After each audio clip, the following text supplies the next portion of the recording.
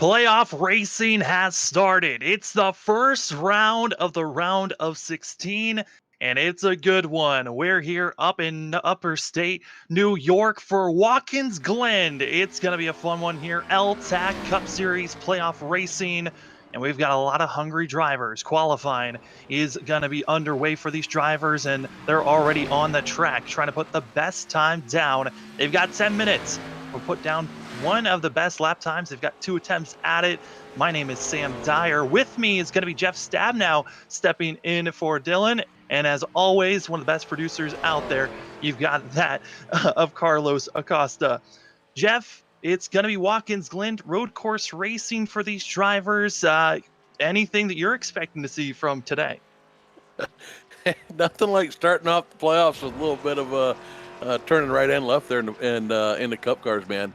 As far as what I'm expecting to see, these Cup cars here at the low downforce, high horsepower package, they are an absolute bear to get the throttle back down on these road courses, especially if there's any heat at all in that asphalt. So we've got a couple of those low-speed turns, particularly turn 1 there, where it'll be really interesting to watch these guys try to get that throttle back down. Yeah, and also iRacing just brought out some new updates, and I believe dirty air going to be even a bigger factor for these drivers on top of trying to woe down these kind of bricks of machines that really do not want to slow down and just want to take off as fast as they can. Got a couple of drivers that are kind of on the top of our list to watch out for. That's got to be that of Logan Hamilton, Joseph, and Ryan Navarro that are going to be looking at. Navarro is going to be looking like one of the drivers to watch out for, as he was one of the fastest during practice. As you're seeing a lot of the drivers already putting down a lot of fast times. We also have last week's winner, that being Joseph Causey here. And Causey's another one of those drivers who just was so consistent last week at Charlotte to finish out the regular season. I'm interested to see what we're going to see from that team on here at the road courses.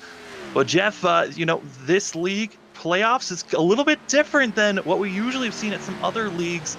It is 4 races for the round of 16, 4 races for the round of 10, and then 3 for the championship round, where 6 drivers have the chance to figure out who's going to have the most points out of those 3 races. And there's no win and you're locked into the next round. Gonna be pretty hard on these drivers, and makes you have to think consistency has to be the biggest thing on their mind. Yeah, when you've got a 4 race round and you've got no winning in opportunity, every race matters, right? So you come to the road course tonight, and it's really about risk reward if you're a playoff driver here, because the risk is huge. Having a bad night tonight, can sink a playoff shot here. So it's going to be tough on these guys. I mean, road courses are kind of risky as it is if you're not a road course regular, and to have that be 1 of 4 races and no chance to bail yourself out on a winning in down the road, man. There's a lot of pressure on some of these guys here tonight. Oh, absolutely. We were getting word that some drivers might not even show up here that were a part of our championship playoff drivers. So some of those drivers, Anthony Musanti's not going to be showing up here today. Also, that of Barrett Uphold, who snuck his way into the playoffs, being one of the last drivers to lock himself in. With both those drivers really not showing up and not getting the points that's needed, that is a giant hole to try to dig yourself out of, especially with some of the other drivers that I kind of talked to some of them before this race. They're feeling pretty comfortable and confident about here at Watkins Glen, and even the future races that we're going to be going to. Those future races next week at Talladega. The week after that's going to be at North Wilkesboro. And then we've got a week off for 4th of July, finishing off the round of 16 at Twin Ring Motegi's Oval Course. I mean, you got a very diverse round of races that these drivers are going to have in the first round, and you got to make sure you are quick at every single one of them. I don't know who made this schedule, man, but they are to be congratulated here. I mean, as a fan, wow, what a schedule, what a first round of eliminations here. And if you're a driver, it's just, it's got to be scary. You go from Watkins Glen straight into Talladega, where Talladega is one of those where it's not always about how well you do. Sometimes it's how well the guys around you do, as far as whether or not you even finish that race. So road course, super speedway, Oh man, what a first round of the playoffs here, and then short track right after that. So, um, just an amazing playoff schedule here. Yeah, so far we've got halfway through qualifying, and some drivers have already put their times down and have finished off where they're at. As you got to see that of Jeremy Berger on your right of the screen, uh, getting a little out of shape coming out of turn number 11. But it's looking like we're gonna have 17 drivers feeling comfortable with their times that they put down. The rest of the field deciding not to put a qualifying time down, as the drivers we see on screen, they've already put their times down. You're going to see that of Joseph to your left. The 20 machine, I mean, excuse me, that's just actually the 91 of Watchhorn who's going to be there. And I'm looking at some of these drivers that are in the playoffs. I touched on the fact that Navarro, Joseph drivers to watch out for. Logan Hamilton, qualifying wise, did not have the best showing, as that of Watchhorn goes for a little bit of spill entering the carousel for himself. But Jeff, I know you kind of came in short notice for this thing, but looking at this field, we were hearing from the drivers that track position seems to be really important here at the Glen. But for yourself, road course racing can be an up and down roller coaster. Do you feel like track position is one of those main focuses to watch on? Oh, I think track position is always one of the big things here at the road courses. Especially if you're a little bit inexperienced, like myself. I do have some road course wins in the Cup cars, in some other leagues. So I mean, I'm not a complete novice, but it's not something I regularly do, and I imagine a lot of these drivers are the same way. And so passing really becomes the real big challenge here. And the other thing is not losing your marks. I mean, marks are pretty important. You start running up on guys, you're trying to pass and figure out how to. It's so easy to blow your marks, have an accident, get in the back of somebody, slide through a corner, end up in the wall. So yeah, anytime you can get out there and just some clean track and away from guys, especially if you can get up front, less guys you have to pass, the better off you are on these road courses. Also, with not as many drivers to pass, the better you can try to save your tires for the longer run. Looking like the drivers have figured out that they're going to be staying where they're at. So it's given us some time to talk about the past for this league. Last season for these drivers, they raced here at the Glen and it went up in smoke. These drivers actually had a horrific parking lot wreck right into turn two, going up through the S's, a spot where you can really find drivers bringing out a full course caution. And it's probably the only time you'll see it on a restart. But the drivers have actually all done their qualifying. We're skipping right to the race here, Jeff.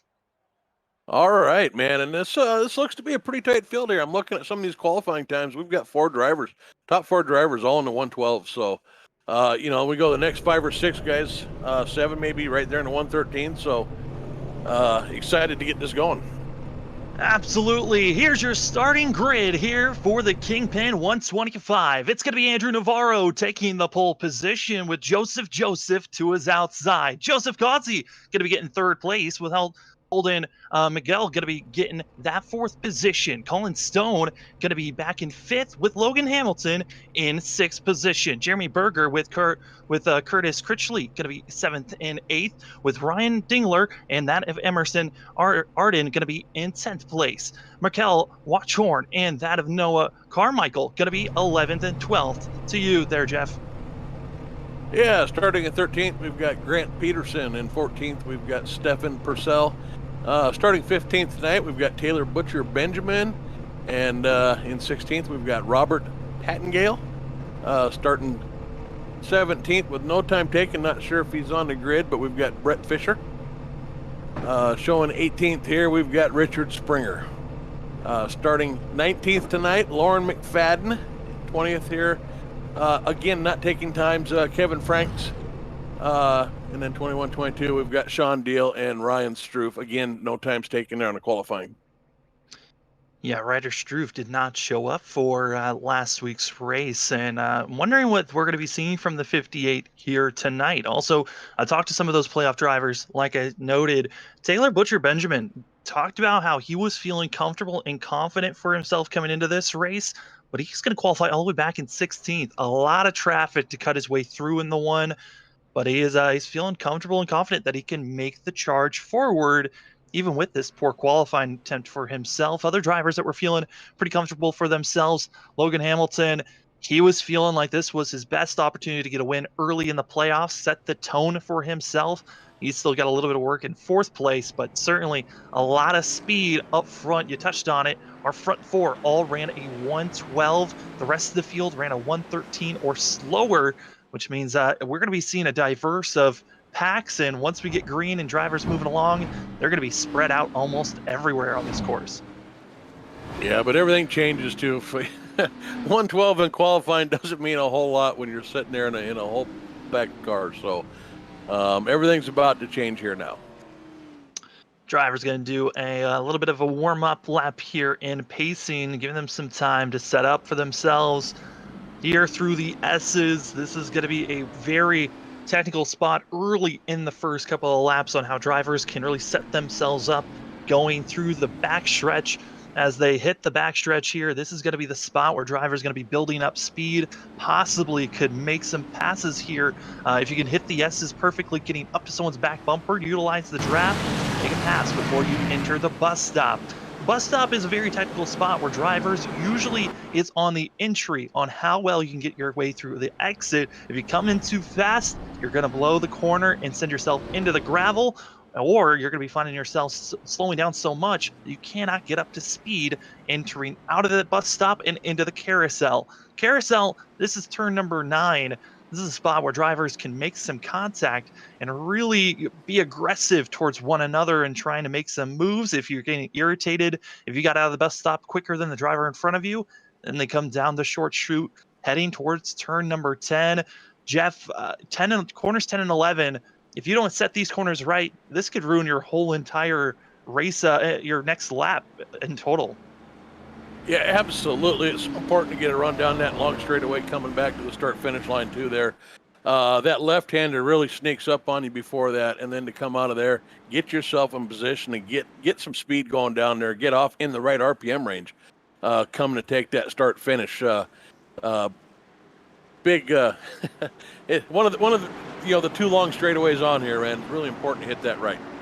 It really is. As the pace car pulls off, green flag in the air. Andrew Navarro, that of Joseph Kazi, getting up to speed way quicker, and it's going to be Miguel that does not get up to speed as well. And now I'm wondering where's the speed going to come from, as they are going to be side by side. Navarro with the better launch. It's going to be that of the 21 with the good launch for himself come behind, but it's going to be Joseph doing a great job for himself going through the S's, but it's Navarro in the 42 as they all start to single file out.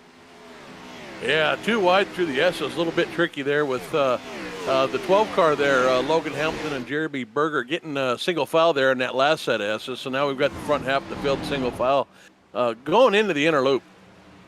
Going to be entering through the bus stop where a lot of the drivers already single filed out. No one truly having issues for themselves except for Kevin Franks, who did not get a great launch and had some issues through the S's, which making him be about 12 seconds off of our leader. But up front, Andrew Navarro already up to over a half a second gap lead to Joseph. And now all the drivers are going to be trying to run down and catch the 42. Joseph Kazi also on the back bumper of the 20. The drivers, after lap 1, it's the 42 of Andrew Navarro that will get it done, as everyone else, they're trying to figure out how to place themselves in this long train of cars as they head down to turn number 1. Yeah, Jeremy Berger to the inside there of Logan Hamilton, going to try to make that pass, get into one there. Pushes out just there a little bit, still side by side as they go into the S's here. Logan Hamilton, one of the favorites coming into this race before really qualifying this session loaded, but he has been struggling, qualified decently well for himself in 6th place, but being pressured heavily, got through the S's pretty good. Now behind them in the 41, that of Curtis Critchley, getting a little bit squirrely out of the S's, but got himself settled down, now heading through the bus stop. And drivers, certainly, if you can get a great entry into the bus stop, it could set you up for the exit through the carousel, where you get right on someone's back bumper. And looking at the 91, Merrick Watchhorn, gotta be careful. He's almost losing time to that of Ryan Dingler behind him. And after 2 laps, I mean, these drivers certainly have done a great job for themselves getting single filed out and not as big of a wreck as they did at the start of last time they were here at the Glen. But we'll reset them again, as there are multiple stages for this race. Stage 1 comes to a close at the end of lap 10. And then stage two, we'll talk about stage two because it gets a little bit complicated on how the laps count and how stage two is going to be divided out. But you're seeing behind there the 88, Kazi taking it really wide on a turn number one. Yeah, and still watching this little battle back here. Same group of guys. I think the number 8 there, Ryan Dingler, was going to take it to the inside there of Merrick Watchorn going into turn one there and thought better of it at the last second. Kind of bailed out of that, but thought we were going to have a 3-wide situation there for a second. Fastest lap, Andrew Navarro, a 1:12.9. Blistering time compared to the rest of the field. The next fastest driver, I believe, would be that of Joseph with a 1:13.4, so a half a second faster, and that's why we're seeing Andrew Navarro with a 1.3 second gap over that of Joseph in the 20. But this is what road course racing gives us, is after 3-4 laps, the field starts to divide and you start to see those mini packs that drivers are going to be battling around almost all race long. But Logan Hamilton goes off course out of turn number 10 and goes through the gravel almost into the tire barriers and goes from 6th place back to 12th and even more. That could have been so much worse, though. What a save there. He got it sideways, getting into that left-hander, which is so tricky there. The way the camera, that corner works, and that hard left-hander there, just kind of like we said, snuck up on him. He ended up out there in the grass and the sand and saved it there. We're going to be setting up the replay to see exactly what happened, to hear of Joseph Kazi going off course and losing ground for the 88 and issues for himself, giving up a chance for the 21 there to have a battle, and was not able to confirm that pass at all as Joseph Kazi able to pull away. Yeah, meanwhile, Andrew Navarro continues to check out now. He just keeps increasing that gap, fastest times in practice. And at least, as far as being out front here, we'll see what happens when they reset the stages. But here's the 12 he's of just kind of Hamilton driving away right off. now. Yeah, Hamilton on your right side. This is exactly what I was touching on with him going off course in turn number 10. And just almost hits the tire barriers, and I think he does hit it there. Hard contact for the left side of the 12. And he's going to have to figure out how to rebound, as he's currently still in 12th place, as the drivers still make their way around this course. Stage one comes to a close on lap 10, so the drivers don't have a lot of time to make a lot of passes to move their way forward. Certainly, there's some drivers that have started further back, already have done a great job moving forward. Watchorn, one of those drivers, he started in 11th, up to 7th currently, and another one of those big movers. Looking at some other guys that in the 18th position, where we find that in McFadden. He's done a great job at the 82, started in 20th, able to move up 2 positions up to 18th for himself. Yeah, no need to really press things here right now. With the stages here in this race, this will make it real interesting. I haven't raced stages before, but the ability to group this field back up here, again, in here in about 4 or 5 laps, I think a lot of drivers probably out there right now just kind of getting a feel for things and maybe not racing too hard, and maybe that explains some of the kind of spreading out that we've got going on here right now. Yeah, I mean, you've seen the different paces that are going on for these drivers and where they want to place themselves, as Peterson went a little bit off course in that 52 and have the best turn 10, and it set himself up to almost get passed by Kyle Green and others, as you're starting to see the green on the banners, on the splitter, and on the spoiler as we're looking at the 43 of Colin Stone. And that is an indication of playoff drivers. It was an option given to the playoff drivers to, if you felt like you wanted to show off your skins, here's a green banners for you to put on. Easy for us to see, as there is a wreck there. Issues going on for that of Grant Peterson, who I touched on the fact that he had a terrible turn 10. It looks like his tires finally gave out as he was coming through the S's. Yeah, trying to get back there and see that now. Just caught the tail end of that, man. Coming to the S's. Yeah, he got so some easy help. For your car to get light. Well, we got some help from the 76. Kyle Green giving him some a bump there. As, oh my goodness, as the rest of the drivers continue to race on, we're going to be seeing a replay of what exactly happened, as here's Kyle Green and Grant Peterson going through the S's, and a little bit of contact there to the 76, and then finishing the job on Peterson to go around, and now Grant still has a fast pair to work with, but he's going to go drop back, lose a lot of ground for himself, as now we're watching the battling that's going on for 7th place and 6th, as that Berger going to be losing ground to Watchhorn. The 91 moving up another position, actually holding on to 7th place, excuse me, as Berger trying to move his way forward in the 91. Yeah, absolutely right there on that wreck. A little too wide in the S's, man. That is tough to pull off there. Especially cars get a little bit tight. They get a little bit wide. We've got cambers and making changing all over the place on those S's. So real tough place to try to go too wide. And unfortunately, or fortunately, we've got resets here, and we've got a couple stages, so plenty of time to get all that back. Yeah, the drivers have one reset for them all throughout this whole entire race, so feel like you've got damage, but it's not hurting you too bad. Might want to think about saving it, because this next restart at the end of stage 1 going into stage 2 could get a little bit dramatic as well for the end of stage 2 into the rest of the race.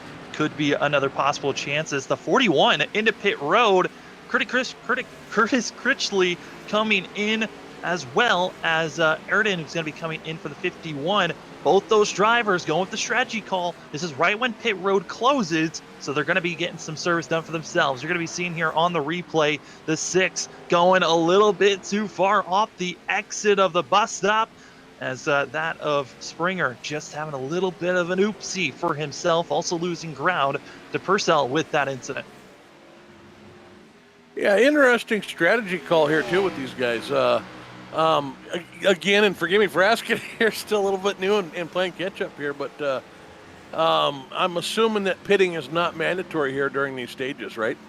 Yeah, it is not. The drivers can easily make it during stage 1 and 2, but this is a great call by the 41 and the 51. As long as they don't catch themselves spinning out during the end of this stage or make any mistakes, they should be all right, because it gives them a chance to battle out. As here's a replay of an incident going into turn number 1.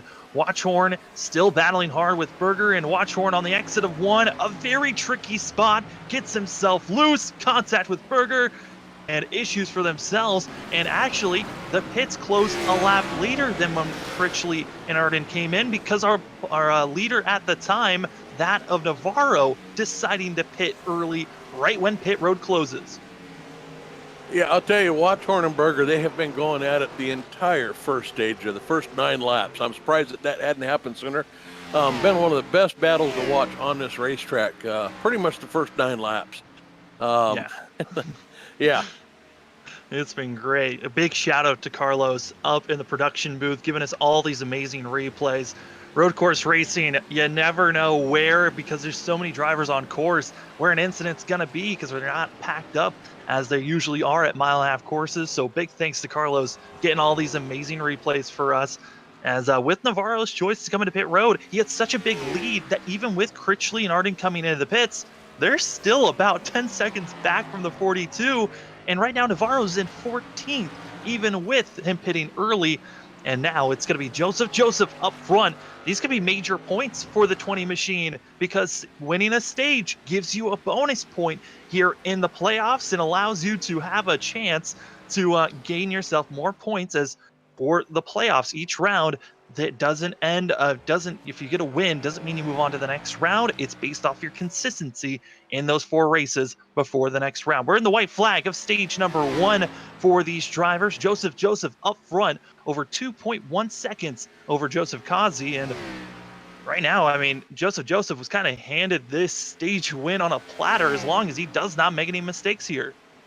Yeah, Navarro obviously going for the win, man. Wants those fresh tires. These guys have fallen off probably a second to 2 seconds. A lot of these guys 2 seconds off from their best lap speeds here. So even in this 10-lap run, tire wear is prevalent here. So the strategy call, I'm liking the strategy call to get tires. Although coming through that field, if a lot of guys stay out, I'm not sure, even fresh tires or not, getting to that field is going to be a challenge. Yeah, we got to see there the last 5 laps, and the difference is looking like Joseph Kazi. The later the run goes on, the faster the 88 gets. And also staying on point, Joseph coming out of turn number 11, stage number 1, goes to the 20 machine.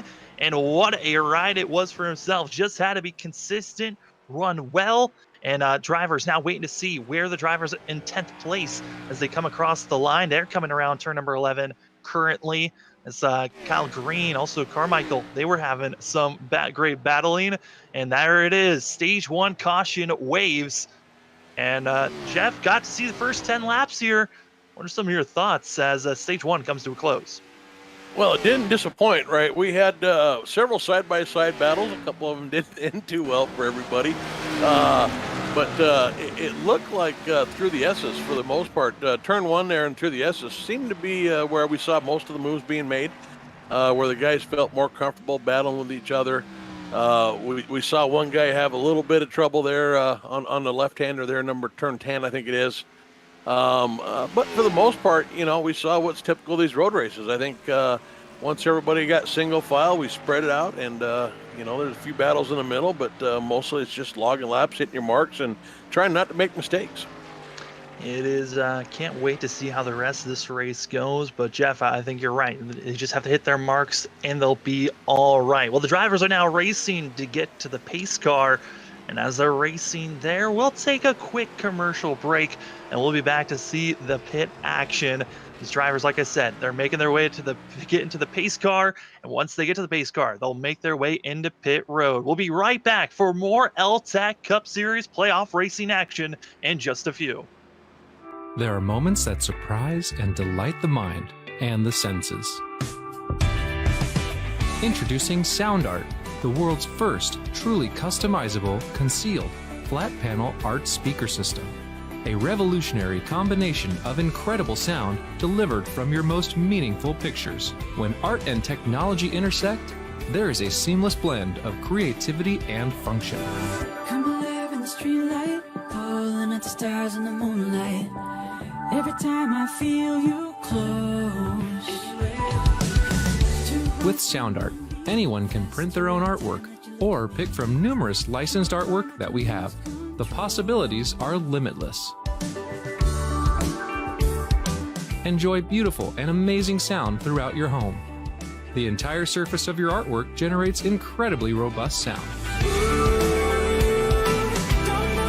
Sound Art is elegantly hidden behind a high-grade, textured canvas wrap, bringing together the best of sound and art. This innovative design allows for a truly invisible, high-fidelity sound experience without bulky speakers.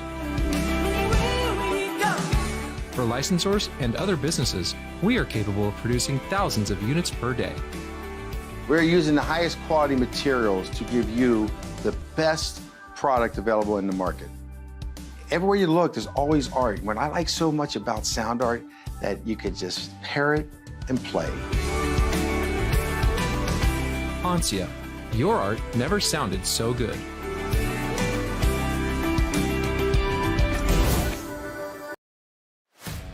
Chrysler, Dodge, Jeep, Ram, right? Our Ram trucks, truck of the year, amazing trucks. We have fun Jeeps, and then the exciting Dodge and Chrysler products. Lots of performance there, lots of excitement there. They've done a great job in really creating a full scope product line that could suit everybody's needs. Whether it's a family vehicle or a fun vehicle or a utility type vehicle or a big truck, we've got it all for our customers.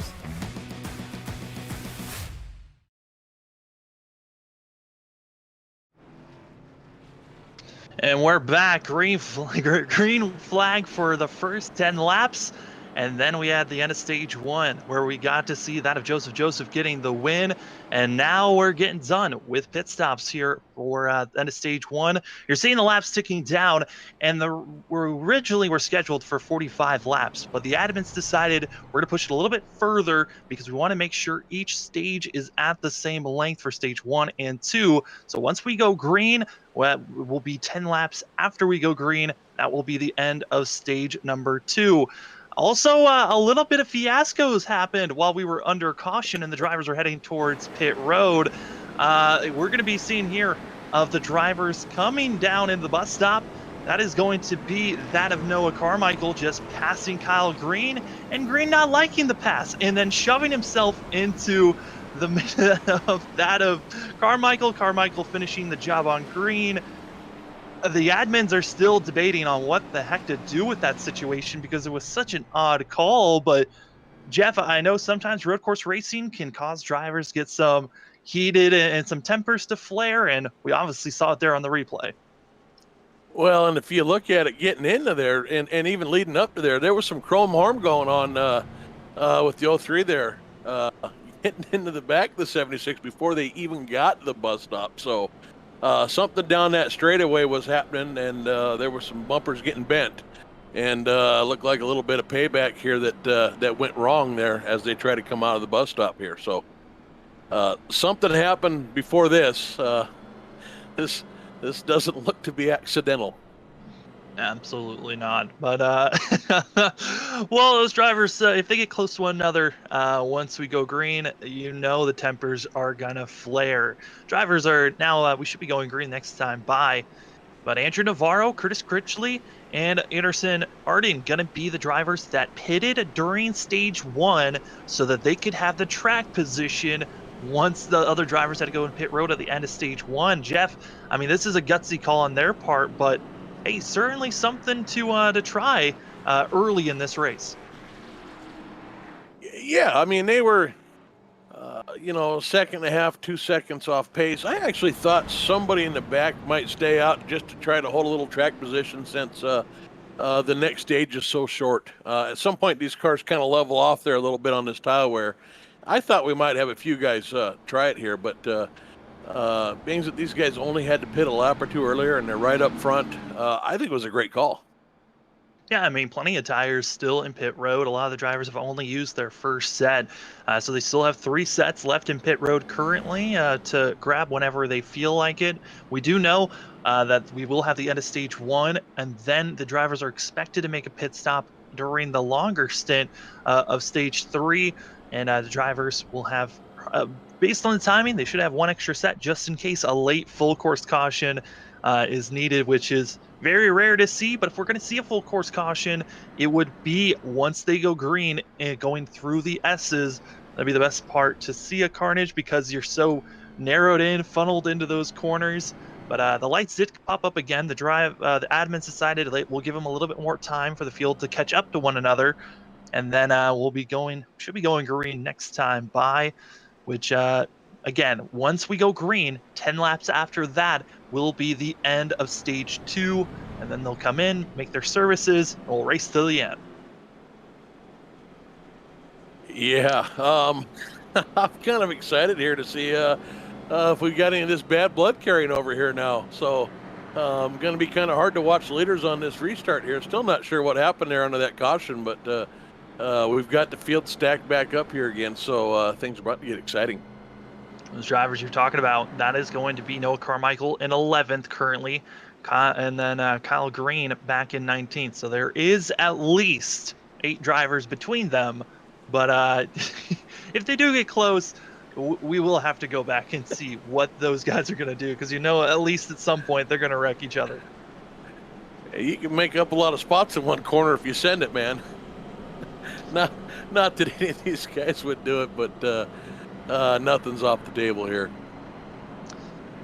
And pace car lights are out. We're going this time by. Do want to note, well, we touched on the fact that the drivers did race here last season in the Cup cars, and they were actually running the default iRacing setup. This race, they were given a custom setup that was made for this league, so it was a little bit faster. And because of there being more speed, Andrew Navarro during qualifying set the fastest lap here at the Glen for this league with his 1 minute 12 second .127 lap time during qualifying. Congratulations to that of Andrew Navarro for placing the fastest lap here in the L-TAC Cup Series at the Glen during qualifying. Yeah, what a lap by Andrew Navarro there. Watkins Glen, there's just nothing easy about turning fast laps here. It's one of those courses where it just seems like such a high-speed road course race that any little mistake seems magnified. So Andrew Navarro has got the fastest lap in practice. He had the fastest lap, obviously, qualifying of all time here now, and led most of this race. Andrew Navarro back out front. Man, he's going to be tough to beat. Yeah, and since he's not in the playoffs, Navarro can make these very oddball decisions to pit early in stage one. We'll see if he decides to stay out or does the same decision to pit early again. I think that this stage is really going to be a question mark of halfway through this stage. What is the speed going to be like for this team? If it's equal to those drivers that pitted during the end of stage one, then I think Navarro might be thinking about doing the same strategy of pitting early, especially for going for the win. We know that they're going to have to make a pit stop in that last stint of this race. Pace car lights are out. We're going this time by Andrew Navarro, Curtis Critchley, Eder Arden, as well as Joseph Causey, your top 5. Pace car is off, and the green flag waves. We are green here at Watkins Glen for stage 2. The drivers now are aiming towards at lap 26. That is when we will be having our stage 2 caution coming out. Yeah, 2x2 into turn 1, and same way with the S's. I think we got the first 2 drivers single file, 3rd and 4th there with the 51 and the 20. Drivers flipping around. That's going to be the 43 of Colin Stone, our playoff driver. He has to take a tow, and this is the worst timing for it. And I think he was hoping a caution would come out, but it did not. And now the 43 has got to hope that no one goes a lap down once he gets it back fired up, and hope that he only goes 1 lap down. Wow, he just shot off into the fence, too. I'm not sure. It looked like they were running side by side, but had to be some contact there. Man, that's a tough one.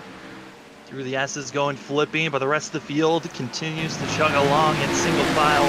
They are currently, everyone has cleaned up their act until you drop back to around 17th, where some drivers were running hard for themselves. But you saw there on the replay, I mean, absolute destruction was being made as contact between the 8 and the 43 going through the S's, and just hard is now there's that of the 44. Sean Deal, another playoff driver, hard contact for himself.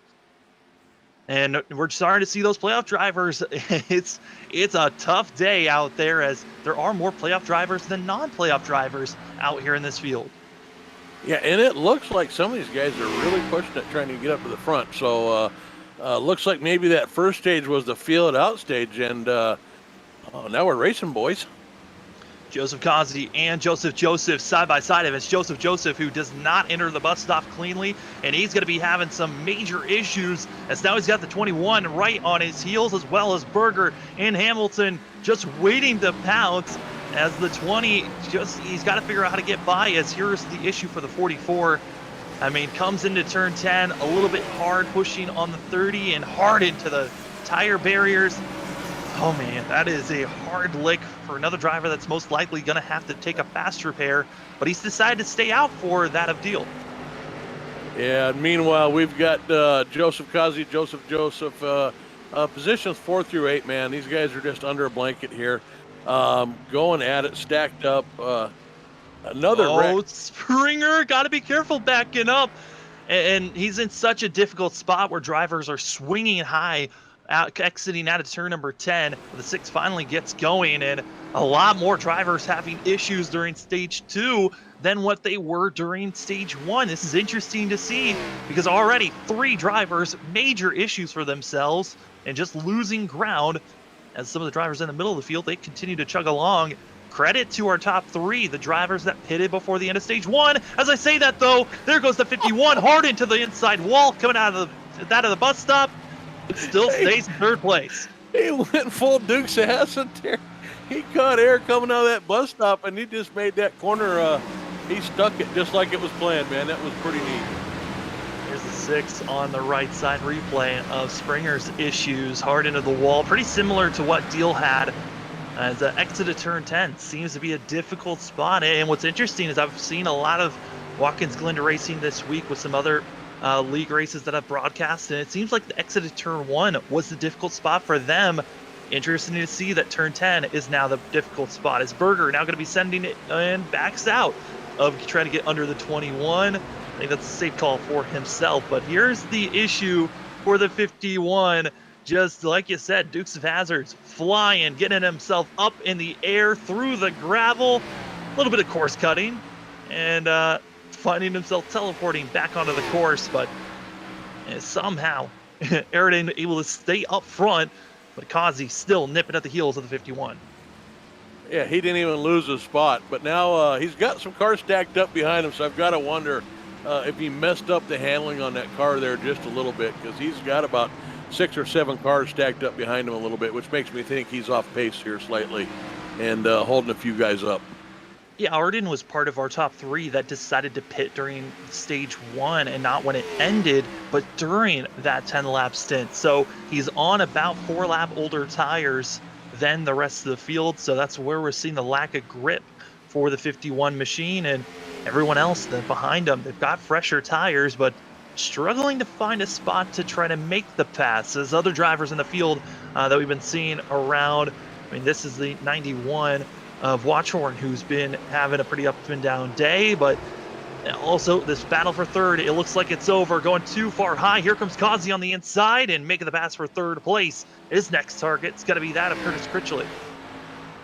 Yeah, Kazi did a good job of remaining patient there and just waiting for, we get 51 getting loose there. Into the wall he goes too, holy cow.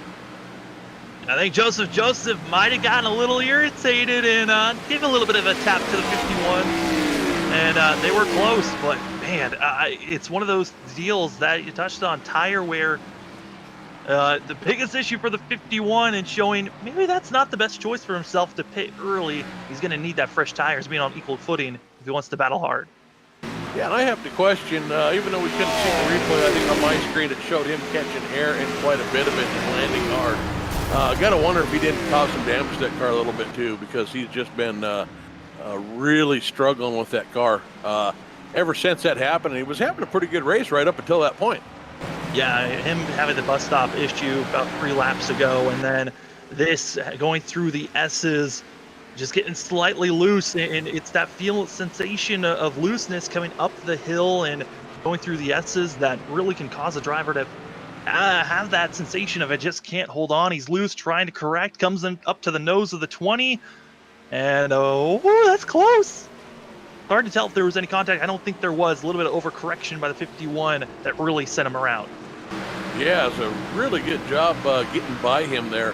It's so easy to get loose as you're coming up over that hill there, and you get that weight to shift in that car, and it just kind of like lifts up the rear end there on you. And, you know, if you're not keeping a pretty straight wheel at that point, man, it's so easy to come around there on that. Joseph and Joseph Kazi saw them battling hard between one another last week, still challenging one another for second place. And Curtis Critchley, same as the 51 on those older tires, just not able to hold off the speed that some of these other teams and drivers have. But here we are on the nose of the 88, showing off. I mean, this course is the shortest of the NASCAR road courses, one of the fastest of them as well. There are a lot of technical areas on this course that you've got to be careful and focused on. As we've seen already in this race, it can be difficult to not get your rear end spun around. Yeah, and it's just so easy to overdrive this course with the speeds that you're carrying down a lot of these sections. You know, the S's is probably one of the toughest spots on this course, coming up that hill through those S's. All the weight transferring that you've got going side to side, front to rear. Really difficult place to run here on this course is through the S's. Looking at still the rest of the field, they're doing a great job for themselves and where they're at. Andrew Navarro, though, you know, we saw Curtis Critchley. We saw that of Emerson Arden having his issues with the older tires. A lap later than them was when Andrew Navarro pitted in the middle of stage 1. He's been out there throwing down lap times quicker than the drivers that have fresher tires than the 42. Andrew Navarro is crushing this field with over a 7-second gap as we're inching closer and closer to the end of stage 2. Yeah, Andrew Navarro, probably the biggest beneficiary of all that was happening behind him there too. When we had the 51 there and we had the whole gaggle of cars back there. Getting caught up and hanging up on each other there a little bit of beating, a little bit of bumping. Andrew Navarro, again, just like we said, you get out front, that's where you want to be. It's just so easy to click off your laps out front, hit your marks and drive away. Harder to keep focus and do that when you get in the middle of all these cars. But these guys are going to have to figure out something here, because right now it doesn't look like anybody's got anything for Navarro. Right now would be the last lap that Navarro has to come into pit road if he wants to continue on the same strategy he's been on. As we see here, Arsen Arden, one of those drivers that pitted early during stage 1, doing the same thing here for stage 2. And, it's not a surprise to see the 51 coming into pit road getting service done for himself, just because of all the real damage that he's ensued during this stage and that older tire wear, needing some help. It's hard racing going on currently for 15th place. That's where you find Ryder Schauf, who's going to be also battling with that of Kyle Green. But we keep on swapping around, and now into pit road, it's going to be that of Andrew Navarro right when pit stop and pit road closes.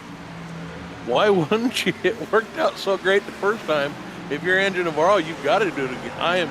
I'm really surprised that more guys aren't adopting this strategy and just trying to position themselves to be up front here with a lap older tires or 2 lap older tires. We saw how well that worked for Andrew Navarro last time around. Well, if anything, Andrew Navarro is helping that of Joseph currently, because that's giving an extra position to the 20 machine. That he's one of our playoff drivers. He's had the best finish for stage 1, winning stage 1, now trying to win stage 2. While that of Andrew Navarro, he's just going for the win of the race, so he doesn't need those stage point wins as he's not in the playoffs. But still, hard racing for the lead as Joseph and Joseph Kazi, they are still wheel to wheel as they are coming closer and closer. When they hit the start of lap 25, going to the when they finish lap 25, that will be the end of stage 1. So these drivers coming to the white flag at stage 2. It's important for them to get a good run here, as they are still nose to tail within 0.2 of one another. And Joseph didn't look like that. I didn't know. I thought maybe he was going to have enough to get the inside there coming into turn 11, but it's going to be Joseph Kazi hanging on here for the win of the stage. It's going to be the white flag of stage 2 for these drivers, as now they've got a full lap. A lot of things can happen here. But you see there, the 20 getting a little bit out of shape out of 1. Doesn't have the momentum, but if he can hit these S's properly, it can really set him up in the entry of the bus stop. You're seeing Joseph on his hood. He's really got the speed, but Kazi as well doing a great job for the 88, putting himself with a little bit of distance between each other. And right now, Kazi, once again, he did it last week at Charlotte, finishing up first or second for stage 1. Same thing's going on for Joseph here today. He won stage 1. It looks like he might get second here, but still 2 more corners to go. A mistake could cost the 88. He's got to be perfect here if he wants to win stage 2. Yeah, I think that was a lap off last time, but same thing here. We've got a left-hander, and then we've got that big right-hander. It's important for Joseph. If he wants to win here, you have to set himself up to get inside here on this last right-hander coming down to the start-finish line. Doesn't do it. I think it's Joseph Kazi going to take it. It was close. He tried everything he had, but it's going to be Joseph Kazi waiting for Barney the Flagman as they come across the line. They have to wait until that of Curtis Critchley comes across the line in 10th place. Then the yellow will fly, but certainly great racing from our front two, keeping it close until they could get this thing done. Critchley now coming down the front stretch, and across the line. Yellow flag waves. Stage 2 comes to a close. Joseph Kazi, your winner this time. What a stage, Samuel. We had there was a lot that happened there. We had the we had flip, side by side racing, and a lot of cars spinning. Oh yeah, we had the flip, and then we from the 43, which that of Colin Stone will be the only car a lap down, so he'll be getting his lap back major for himself. And then we had a lot of drivers having issues coming out of turn number 10, spinning themselves around, and a handful of drivers deciding to come down into pit road, get service done for themselves. So it's going to be a great call for a lot of these drivers, as now we race to the end of this thing.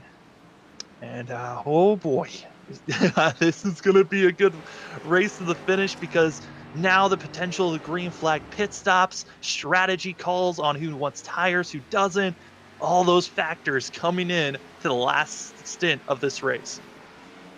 And are we confident there on gas mileage on this? Or is there a definite stop, or is there a fuel saving strategy in play? Do we know? So it matters on when we go green. So when we went green for the start of stage 2, they enhanced it, went a lap extra. So we're going to wait and see. But the fuel that we were given was the furthest these drivers could go with 16 laps. So a lot of these drivers, if we have more than 16 laps, they're going to have to make a green flag pit stop. So it's kind of a waiting game on how many laps we have left for these drivers. But for some of our playoff drivers, major points have been grabbed here, just trying to be consistent during the stages, as those bonus points massive with the way that the points is based on your consistency throughout our first 4 races of the round of 16 instead of a win and you get in. Well, definitely looking forward to this last stage. Joseph and Joseph Kasi with the 2 good stage wins. Andrew Navarro obviously just playing for the actual race win here. It'll be real interesting to see how this finishes up, though. If stage 2 is any kind of indication, this last stage is going to be something else to watch. We almost had the potential of a full course wreck when we saw that of Cullen Stone wrecking at through the S's when we went green for stage 2. We're now testing fate and doing it again, Jeff. I mean, Watkins Glen restarts are so dramatic because of side-by-side racing at the S's. It always seems to feel like someone's going to bump into another driver. Either you're going to overcorrect or could just launch a car into the outside wall. Yeah, absolutely. You get that turn 1 stack up there on that restart where you've got that dip down there by the curb. So easy to get loose down there if you hit that dip wrong. Cars like to get 2 wide, put each other 3 wide there because you think you have room as a driver, and then you don't, right? It just narrows right back up on you. And so it really stacks up there. And if you survive that, 2 by 2 up the S's. Man, as a driver, that's just like biting your nails, just trying to keep it in one piece. And as we saw in the last restart, that doesn't always happen. No, not always. As drivers now coming into pit road, we already knew Andrew Navarro was going to be staying out. And looks like as well the 51 will be following suit. The rest of the field, they're getting their service done for themselves. Again, we will keep on tabs on where the driver's going to be at. But Curtis Critchley going to be winning out. Joseph did not have the best start, but also looked like Critchley just went for fuel on this pit stop. Yeah, and, Arden, who stayed or pitted early again this time, just like he did the previous time, who struggled. We thought maybe he struggled on the older tires. We didn't know if he damaged his car when he caught air there. He comes out in second, pitted early again. So it'll be really interesting to see if he struggles on old tires again or if he just had some damage that he got fixed. Yeah, here's some of your pit stop information that you're seeing from the drivers. And again, great graphics that were given here by Carlos and all the racing action with all the flips that happened during stage 2. Crazy to see some flips, but Watkins Glen, some of these walls you hit just right, it could send you up in the air barrel rolling as all the drivers are set up and ready to go. Jeff, I mean, we've got to see 2 stages. What do you think some of these major factors are going to be for the drivers to finish out this race, trying to be on all 4? I think you got to get a good start. I don't think you want to get stuck. Have an early incident that puts you way back playing catch up. You've got to keep your car clean here at the start. It really is. It's going to be probably most important to survive this early start. We've seen it. These guys were aggressive in the last stage, so I expect to see a lot of aggressive drivers here in this third and final stage. Oh man, just looking at some of the drivers further in the pack. I mean, you got that of Colin Stone, who got the wave around, able to get back on the lead lap. Now all 23 drivers still out on course. A lot of them actually haven't used their fast repair just yet, as Critchley, I think he might have made a decision of, let's not just go with fuel only, let's come in and get some service done. Or he could have been caught speeding off of exit for the 41. We'll wait and see for actual confirmation on that. But some of the other drivers that I want to touch on, I mean, you've got that of Stone, Fisher, Franks, Pat and Gale that are further back in the field. These are some of the drivers that I was expecting to have better days today. This is going to be a tough hill for them to try to dig themselves out of because of being so far back in points just with the poor finish starting off the round of 16. Yeah, and I'm not real familiar with a lot of these drivers. As you said, I was kind of a last minute fill in here, but just looking at the limited information I have here, there's some pretty good road racers here based on iRating. Sitting there in the back of the field, Critchley, I think he's got about the second highest iRating in the field. You got Colin Stone there, Brett Fisher, Richard Springer. They're all 1,300 plus iRatings there on the road course. So we got some guys in the back there that can drive up to the front, or at least put some pressure on. Right, there's not going to be a, there's some good drivers in the back, as you were talking about. Also, the war that we saw under the end of stage one, under that pacing, that of Kyle Green and also of Carmichael, they've closed it up. Carmichael's in 9th, Green's in 13th. They're just a couple of rows away from one another as we're getting ready to go green here to finish out the race here at the Glen, where this is going to be an interesting one. It's going to be about 23 laps that these drivers have to run. 24 laps. So we will have a green flag pit stop unless we get a full course caution that will switch all this up. But that's very rare to see a full course caution here at road course racing. Yeah, I think you alluded to it earlier, though. This same crew had one last year. They're going up on the S's, and who knows? On this restart, we very well could have another one again. As aggressive as they were on that last one, this one's even more important for them. So let's see if they can get through this first one. Pace car getting ready to go off, and we'll get ready to go green to finish out here. The first race of the playoffs for the L-TAC Cup Series, round of 16. It's green. It's Andrew Navarro up front with a massive start for himself, and Causey going to be side by side for second place. Yeah, we've got some 3 wide there going into turn 1 there, a few cars back. Not sure how it's going to work. We got a couple cars that ended up getting set way wide there in turn 1. But so far, everyone through as we head into the S-turns. Oh, no. It's going to be Carmichael and Green. They're almost nose to tail in the middle of the field. But up front, Navarro pulls away with no trouble. It seems like ease. And now it's going to be the pass you're seeing on screen for 4th place, as that of Arden getting some trouble as he's got Holden behind him. Yeah, Arden already back to 4th place, and does look like maybe he's holding up those guys behind him here a little bit again. Again on older tires here. Looks like couldn't see who that was there that's behind him, but was trying to make a move there to the inside coming out of the bus stop. It's going to be McGill who's going to be there in 5th place in the 21, and he'll now be trying the outside going into turn number 10. Very tricky spot. We saw issues during stage 2 here, and we'll see them still side by side. McGill able to make the pass cleanly and now up to 4th.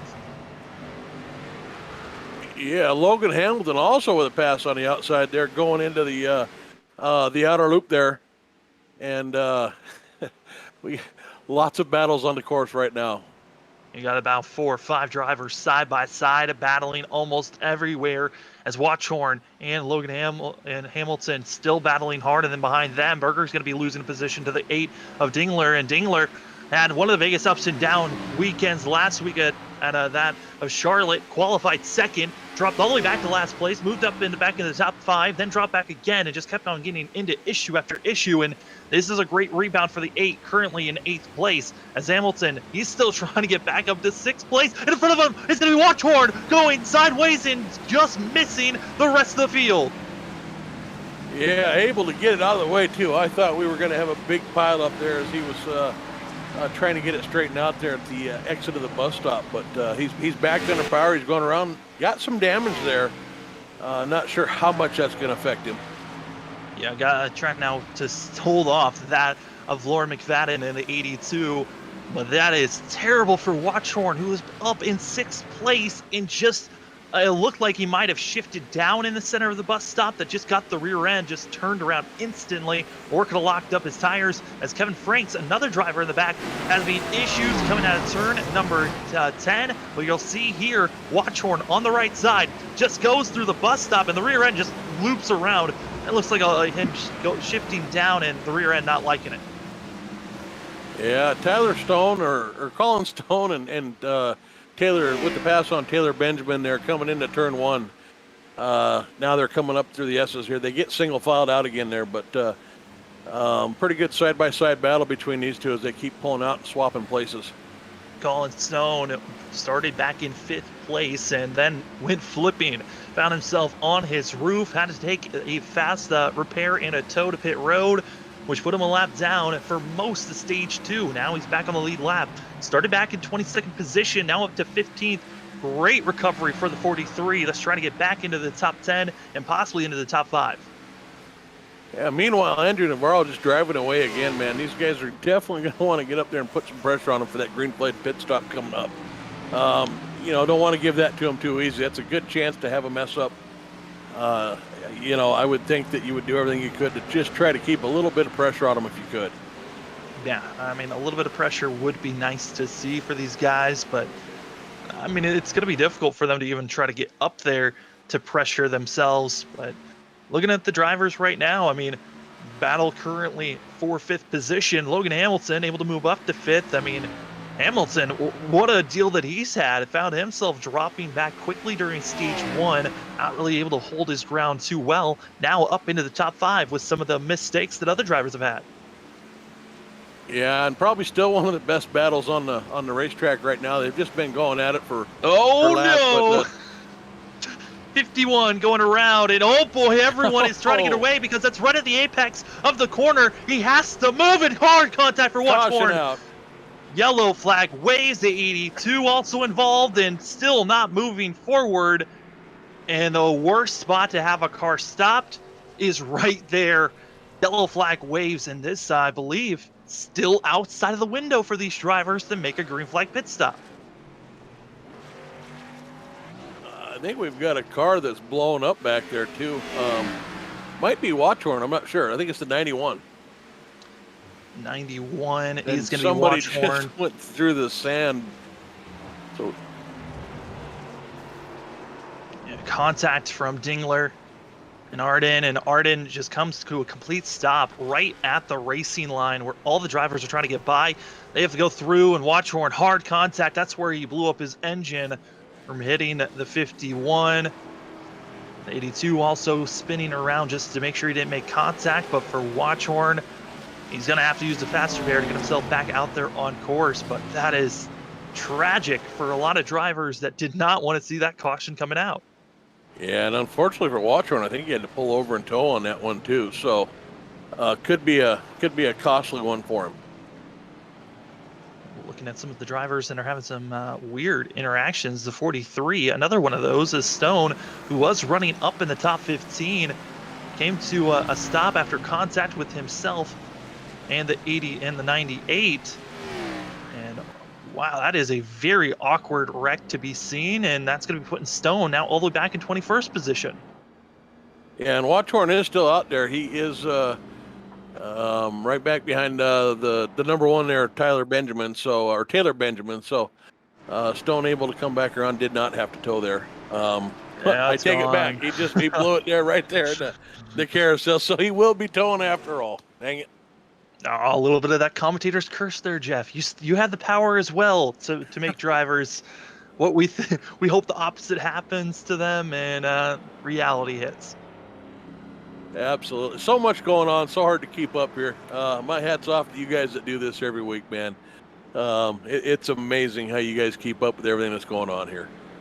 I mean, it helps when you got multiple people talking in your ear, and you got multiple screens up, and you hope you're looking at the right one sometimes. All right, we got the pit parade is on, led by Andrew Navarro here.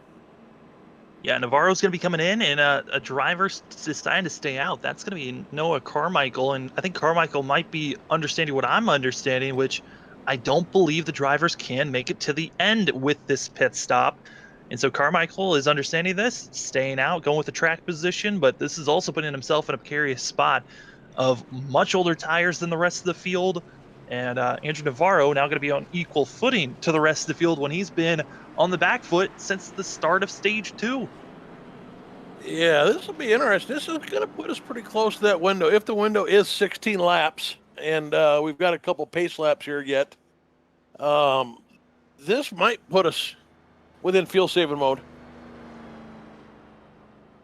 I think for sure we're going to be seeing a lot of drivers with one to go coming into the pits, trying to get some service done to pack it full of fuel, run maybe a little bit slower, trying to save fuel, but also you got to run fast enough to fact that if some of those faster guys run out of fuel, they just have to come in for a splash. So you got to keep yourself close, but also saving at the same time, which is a very difficult juggling act to do out there on the racetrack, especially at a road course.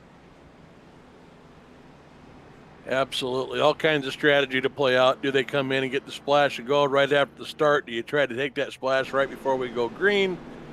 You know, if you're Andrew Navarro, do you just try to get out there into a spot where you're far enough out front?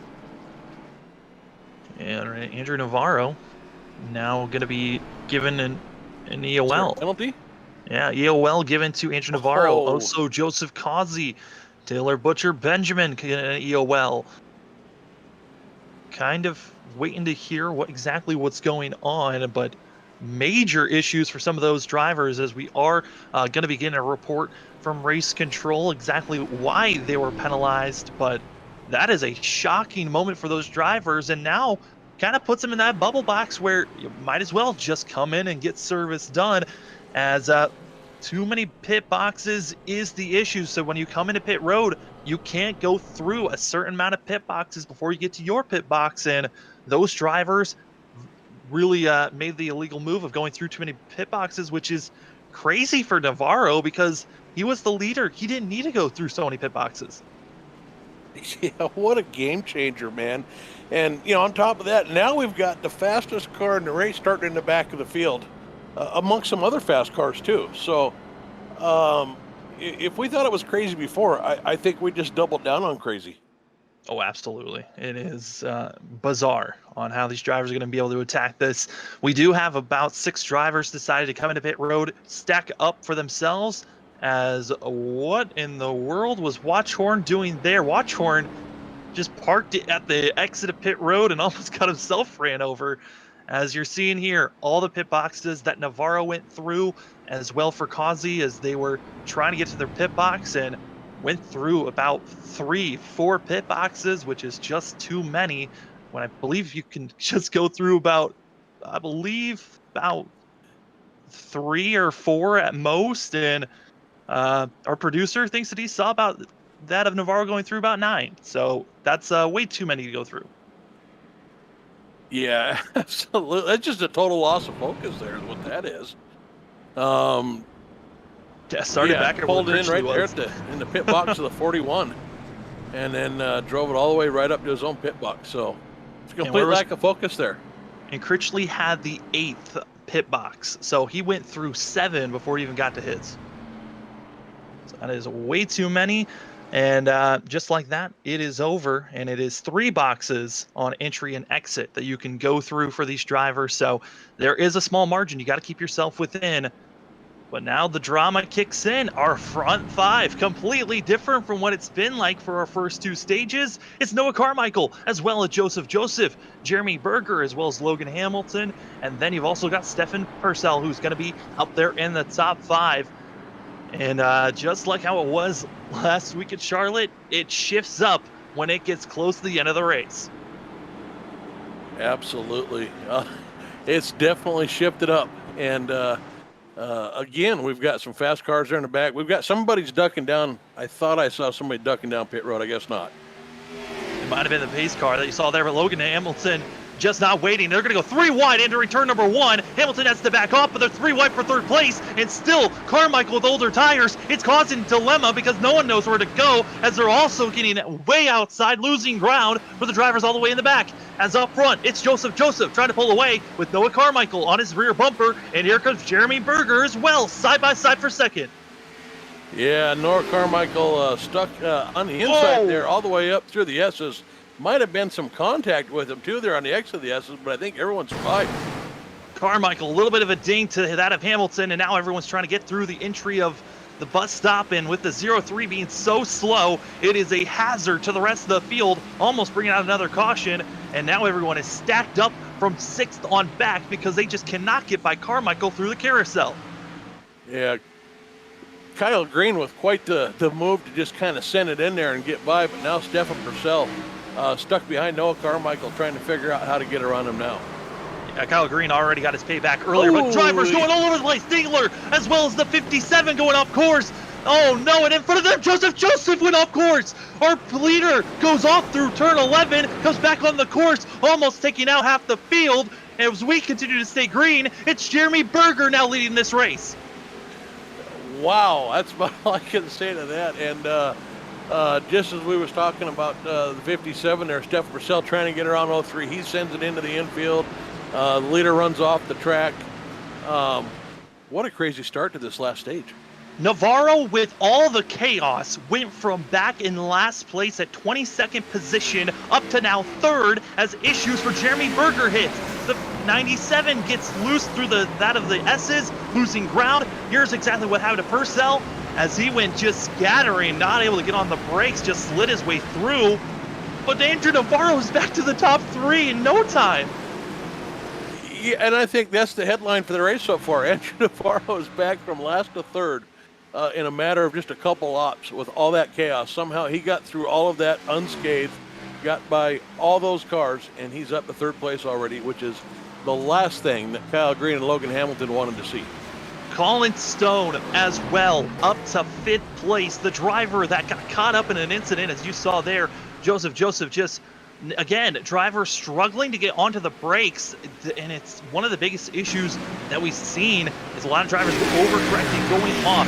As now Joseph into pit road, has no front hood, major damage, has to use a fast repair. Went from a driver that we thought possibly could win this race with the positioning when they went green, now is just hoping he could possibly scavenge a top maybe 15 finish.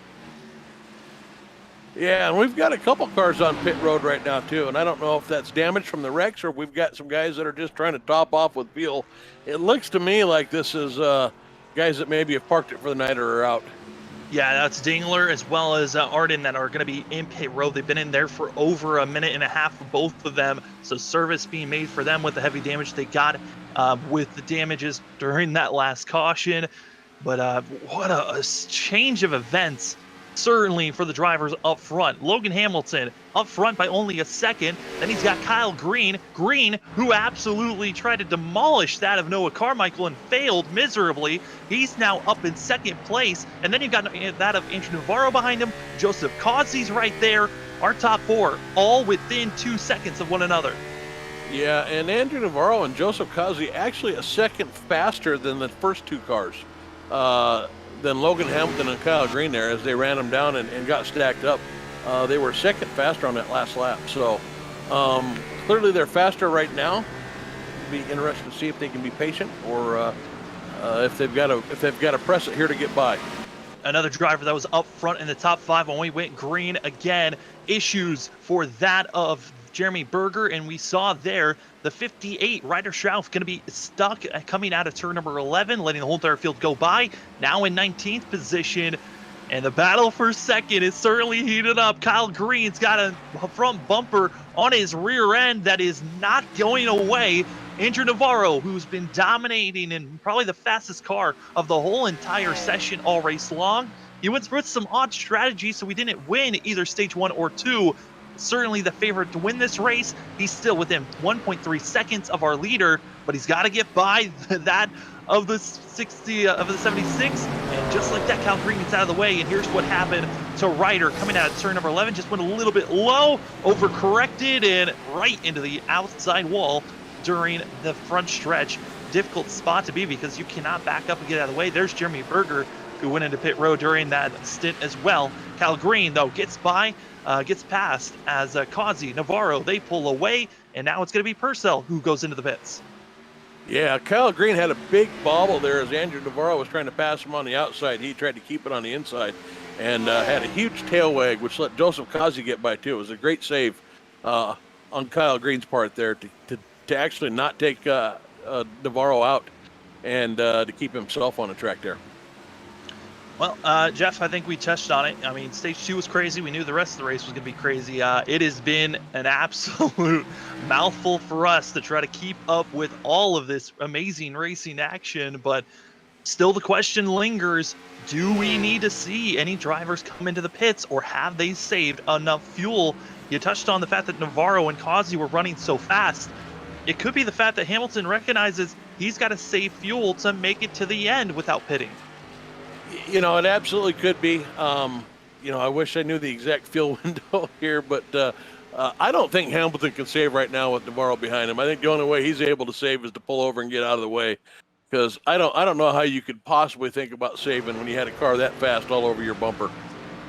Grant Peterson had one of the he was out for a while and now is connected back in, but that driver is having some major issues in 10th place. Connection woes for the 52. I know he was having slight connection issues last week at Charlotte. Looks like they have now carried over to this week. He was doing pretty well for the first half of this race, but it has really dramatically gotten worse. Probably screaming at the people in his house to stop using the internet so he can stay connected into this race. I think we've all been there and done that.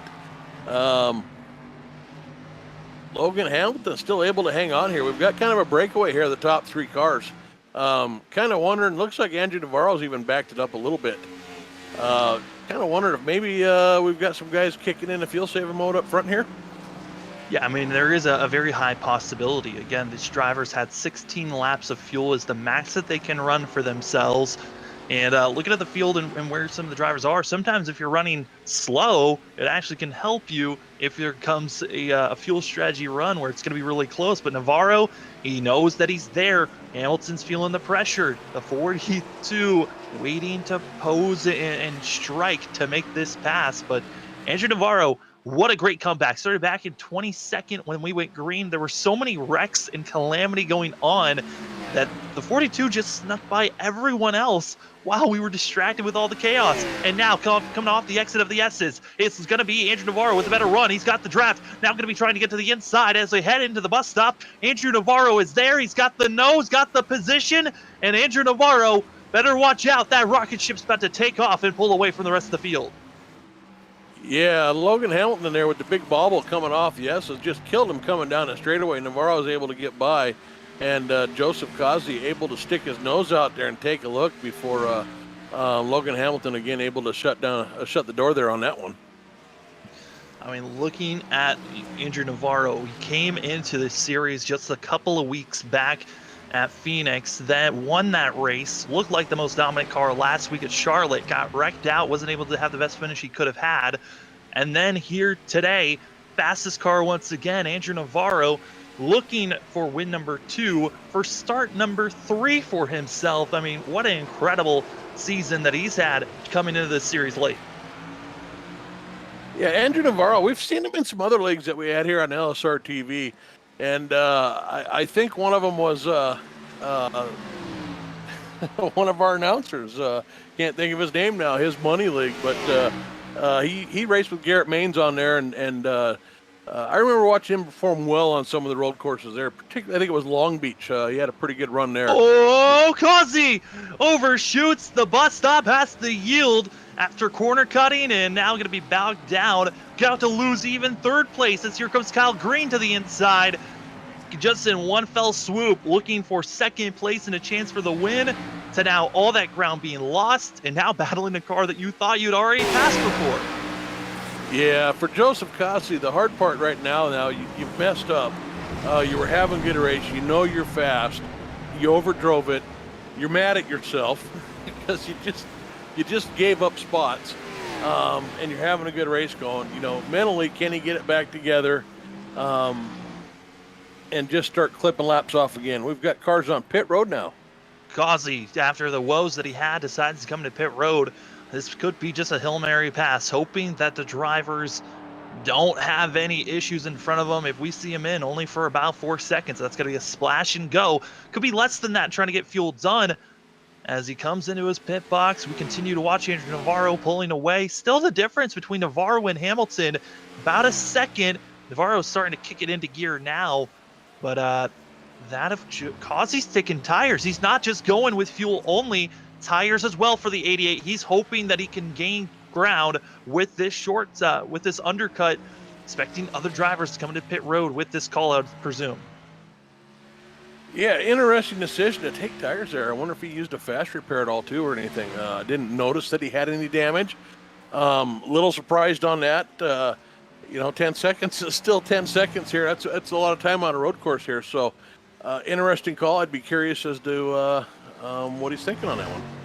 Well, the leaders are already about a second and a half off of what their best times were. So could be gaining a couple of seconds back, but we're less than 10 laps to go for these drivers. It's really a tough call to be trying to pit, gain all that time back. 8 laps to go for these drivers, and all the pressure is now for the drivers up front. We've already seen Kazi make a mistake. Will Navarro make one, as we're seeing more drivers coming out of turn number 1? A very tricky and difficult spot to make some of those corners. I mean, flying up through this track, it's the 76 of Kyle Green. Green and Carmichael had their little fiasco during the caution time of the end of stage 1. They got that sorted out. And speaking of Carmichael, he's being pressured currently. Critchley is right on the back bumper. The battle for 6th place is there, as the 41 going to be trying to go on the outside as Carmichael defends to stay on the inside. Yeah, and Taylor Butcher Benjamin just kind of sitting right there behind him, trying to figure out which one of these guys he's going to follow. He's quietly been having a pretty steady race. Every time I look at him, he's just kind of coming to the field, just trying to work somebody over, and here he is again, looking to gain some spots. Yeah, I talked to Tyler Butcher Benjamin and threw out the question to all the playoff drivers, but he responded when I asked, how are you guys feeling about the playoffs in this first round? He said, I think I'm feeling pretty good about advancing through this first round. I mean, it's kind of a wild card. Oh no, Critchley, Carmichael flipping goes the 41. He's back on all 4. But you know what? We'll talk about Butcher Benjamin later, as just like that, a wreck ensues, and Jeff Listling on into a race. You can't have a wreck like that. Carmichael immediately into the pits, as Critchley has to now just limp this 41 around the course after going upside down. Yeah, I don't know if that counts as commentator's curse or whatever the opposite of that one is, but look like... there goes 82. 41 gave him a little help there just now. Goes into the wall, and just like that, McFadden. Oh man, the McFadden, he certainly got one of the craziest calls from me last week when I called one of his basic slams into the wall. One of the biggest wrecks ever. This one though, Critchley gets loose, overcorrects, and Carmichael nowhere to go. Hard contact for both, and luckily the 41's still out there, but Carmichael into the pits. This is man, everyone here late in this race, they're just giving no crap. It's all about get out there, put on the best show that you can, and hope that the drama is good enough for this to be on screen.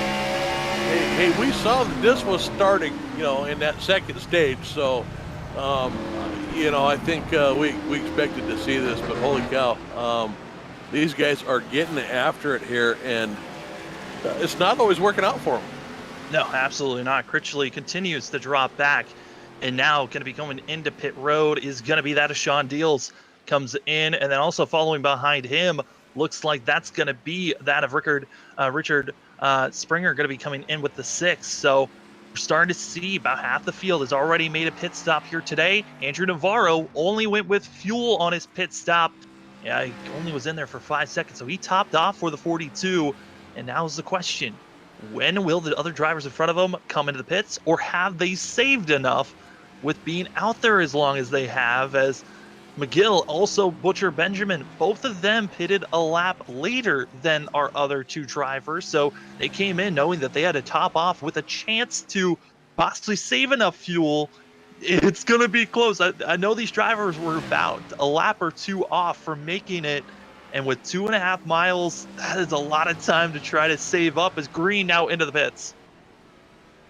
Yeah, and Logan Hamilton, he's still only about 1.5 seconds to 2 seconds off of his fastest lap time of the race. So I don't think he's had the ability to save it all. I think he's just out there and just driving. And, got to wonder if that incident that we had in the middle of this run, the caution laps that were in there, maybe that was enough for these guys to make it. I don't know.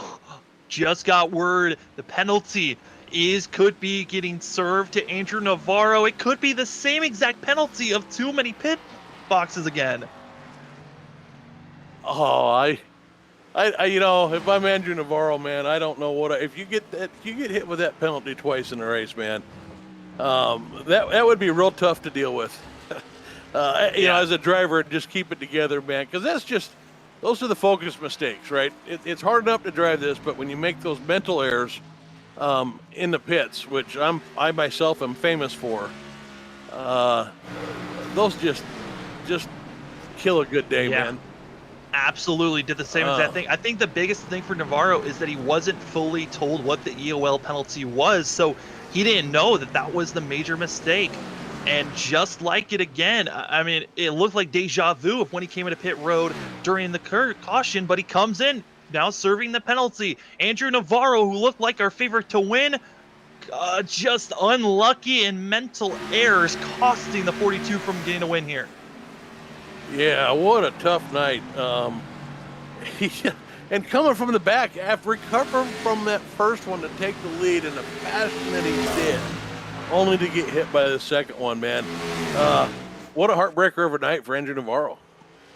You know, you touched on the fact that Logan Hamilton might have been trying to slow, or he wasn't really slowing up. He really did this time, running very similar to Stone as well as McGill. But Joseph Causey right now, he's 26.6 seconds back from our leader, but he's running about 2 seconds faster than our leader currently. So if we see Logan Hamilton have to come in and get some fuel, Joseph Causey's coming with a head of steam over everyone else. Yeah, and Logan Hamilton, I think, just came in pit road. So yeah, there's our answer. Pit road for the 12, and now the question is, will the 43 come into pit road? He's looking a little bit slow, but he continues going on. Also, that of the 21 continues to push on with their pace. Looking back to see if the 1 will come in. It looks like everyone stays out, and that's his, and now it's getting a little bit dicey because the laps tick away, and fuel, you could be running out halfway through your white flag. Based on how much fuel these drivers have been saving, it's going to be close. Yeah, Colin Stone now, he's about 3.5 seconds slower, so I would imagine he's probably running 1 to 2 seconds off pace right now, trying to save gas. And if you look at his lap times, 49 to 50 there, you see that he lost 3/4 of a second there. So I would look like he's trying to save gas there a little bit now. I don't know, it might be too little too late, but he's certainly going for it. Yeah, our whole entire top 3, they just dropped a whole second of what their previous about 3 laps have been. They are really slowing it down, trying to save as much as they can. And you see here the difference of the speed that we're seeing. Major gains being by McGill trying to get onto Stone, but Colin Stone, got to give credit to the 43, found himself completely flipped over, had to go into the pits and take a tow during stage 2, and now finds himself up front, a chance to win this, and now going into pit road, it looks like, for the 43, and that means the 21 of Holden McGill takes the lead of this race. Taylor Butcher Benjamin as well going to be moving up to second. Yeah. Oh, 52 car goes around. That's going to be Grant Peterson, who's going to be getting himself, into issues, and he already had some major damage to the 52 machine and continues to have woes for himself. With the drivers that have come into the pits, that of Joseph Causey has passed Logan Hamilton. So Joseph Causey taking 4 tires was a great call. He's now moved himself above the 12, and now the question is, what will the front 2 do? Do they decide to stay out as long as possible or pit once they come to the white flag? I mean, at this point, you have to stay out, right? I think you've made your bed, but I mean, these guys last pit on lap 35, so all the information we have looks like they're short. It looks like we're going to be seeing the 52 once again. This is what happened to himself. Oh, hard contact there, and just got ran over by that of Logan Hamilton. Yeah, and Logan Hamilton was in a good position to win this race if these first 2 didn't have enough gas or went into super save mode. Logan Hamilton looked like he might have been in a position to catch up. And it's going to be McGill staying out, as well as Butcher Benjamin. and they are now on the white flag. No caution is going to end this race. The 21, has he saved enough fuel? Joseph Causey, that we know is good, is less than 8 seconds, almost less than 7. He is screaming quick, faster than the rest of the field. Over 3 seconds, almost 4 seconds. But when he crossed the line, 8 seconds was the difference between the 21 and the 88, and that is Butcher Benjamin stuck in the middle of those drivers. Yeah. And that's going away fast. I don't know if he's run out of gas or if he's just slowing down to save. I think he's saving. I don't think he's run out of gas, but that gap is definitely getting used up right now. I mean, if you got an 8-second gap, why not use it? Really backing off the fuel now is going to be that of McGill. He's coming through turn number 9. 2 more corners to go and get down the straightaway is going to be Holden McGill. Then you've got Butcher Benjamin, who's got to be getting a little bit nervous as Causey is almost less than a second behind him. But it's going to be Holden McGill in the 21. He wasn't a driver on our radar to win this thing, but coming out of turn number 11, the question is, does he have enough fuel? He's slow, but he's able to get up at speed. He's got enough coming out of the corner. It's the 21. 21 gets it done. Holden McGill, and now for second place, Joseph Causey comes screaming by the 1 and will get second for himself. What a race to the finish, man. Fuel strategy, who would have thought? Holden McGill, he got to the end and to the turn 1, and he's out. Doesn't have enough fuel to burn it down. Oh my goodness, Jeff, we knew he was close, but Holden went 17 laps with that fuel stint. So our producer called him out as soon as he went through that last turn on the straightaway. He was sputtering. He was looking for fuel there. We know that you can coast from there, but we didn't know if he had enough of a gap to get it done. What a finish. He found a little bit. What a strategy call. He found a little bit to do a little tiny burnout. But Holden McGill, holy moly, what a run for himself. That was a way to get a race win. Strategy call for himself. Joseph Causey coming up 4.6 seconds short. So Holden had enough time to back off just a little bit more if he needed to, but just enough to win here. And what a way to make a statement early in the playoffs, showing that he's got the strategy call to get the win. Now he's got to find that pace as Holden. I mean, this has got gas. He's finding it somehow. Just shift back and forth. Just shimmy back and forth. You'll find it. Oh, Joseph with a great 5th place finish there. And Andrew Navarro, man, I don't know how he did it, but he got back up to 6th place after that second penalty. Yeah, just had to come in, serve the penalty. I think it was a drive-through penalty for the 42. And so didn't lose too much ground, but enough for him to stay inside of the top 10. But oh my goodness. Well, Jeff, do we do interviews or do we talk to the drivers? I can't remember because if I lost, I don't know what happened to oxygen, but that was a crazy finish from my end. Absolutely, man. What a way to break me in. Holy cow. You guys are amazing keeping up with all this action. It was happening everywhere. Carlos with the calls and in our ears, and you actually catch most of it on your screen, man. That was wild. Fantastic finish, though. It looks like we have just gotten our top 3, so we'll get a little bit of an interview. Actually, waiting in now, I believe we are gotten close to our top 3. We're still waiting for the one of Taylor Butcher Benjamin, but man, they're pushing train, trying to get everyone back up front. This is why we don't have. Everyone's just trying to help each other get to the line. That's a friendship. That is a friendship getting to pit road. This is why we don't have the one waiting for us. Watch out! Oh man. Well, as they're trying to get everyone still situated, Carlos, we'll bring up the final racing results and we'll take a look at where the drivers finished. As Holden McGill able to get the win, and that of Joseph Causey coming up clutch and getting himself a 2nd place finish with the 4 fresh tires. That was probably the only way he was going to get the best finish that he did. Taylor Butcher Benjamin, Logan Hamilton, as well as Joseph, your top 5. Then you have that of Andrew Navarro, Kyle Green, Curtis Critchley, who went flipping and still came out with an 8th place finish. Another driver that went flipping here today, that of Colin Stone, 9th place for himself, and Jeremy Berger, your top 10. Jeff, I mean, looking at some of the rest of the field, you know, playoff drivers hoping for better days, but the most probably frustrated of them all has to be that of Watchhorn finishing back in 19th. Yeah, Watchhorn had a tough night. That blown engine and having to tow there at the end hurt him pretty bad. He had a great first half. Those first two stages, he had a great job, but he got caught up there in that in the middle of that final stage, and a tough finish for him, man. Well, we have our top three. They are in the waiting to be interviewed, so we'll bring them up into the booth. First up, it's going to be Taylor Butcher Benjamin. Taylor, it's Sam up in the booth with Jeff. You got us? Yes, I do. Well, you went with the risky call. You decided to stay out, try to save fuel. I mean, at what point during that stint did you recognize, okay, we're going to save, we might have enough to make it?